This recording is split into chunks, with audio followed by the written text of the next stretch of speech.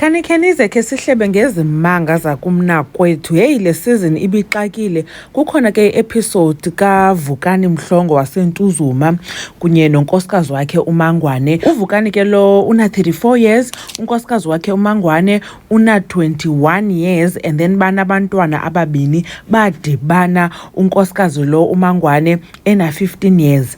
Then ke ngoku uVukani usisangoma unentombazana enguMadlamini yona nguAnela Mbane afuna umenza abe ngunkosikazi wakhe. But ke ngoku into exakayo uVukani ufuna umenza abe ngunkosikazi wokuqala uAnela, even though sele nonkosikazi kuba esithi umthathela amadlozi. uAnela ke yena ke una 20 years, uthi udibene naye okanye wadibana naye 4 years ago, meaning wadibana naye ena 16 years. Ngoku ke kusibabona bekumnakwethu ireunion upart 3.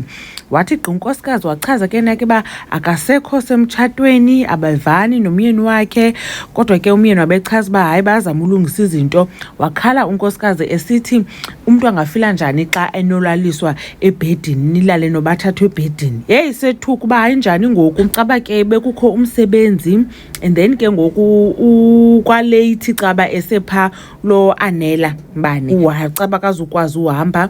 Uthi umyeni ke bemfunela indawo lala yangunkosikazi othi makazolala kunye nabaphendlini. Then ke ngoku balala bobabini ebhedini nalo Anela uMangwane, then yena umyeni walala phansi. Umyeni uthi uAnela useyivirgin, zange wamphatha noAnela uthi useyivirgin. Unomsindo ke uMangwane uthi bayabhuka aba badibane, so ayonyani yonke lonto leyo. Wathi indoda xa isaphinda imani iphika iphosisa wamfaka impama live on television. Then ke wabephuma ke enomsindo ke uMangwane wabechaza noba utata lo okanye ubhuti lo akasapoti abantwana, nangona kwishow wayetshila uba yonke into uzayenza kakuhle but abantwana akabasapoti, akho nto ayenzayo. Waphakama enomsindo ke efuna ubetha nalo Anela naye waphakama watsho ngomsindo wakhe ba soze ubetheke kum, nandi ngumXhosa Mzulu ndini, soze undibethe mna. And ke na ke andazi ba akangomntu uselayo, nanobuyasela ke uMangwane lo, kodwa ke bacela bamenza wacela uxolo uMangwane ngoba abethe kumyeni wakhe on national television. Bachaza babona abavumelani nento ye-GBV.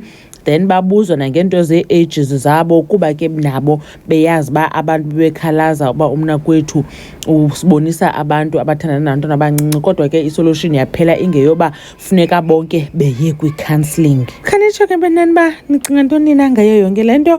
Momgobhozi uyanibona kwivideo elandelayo. Bye.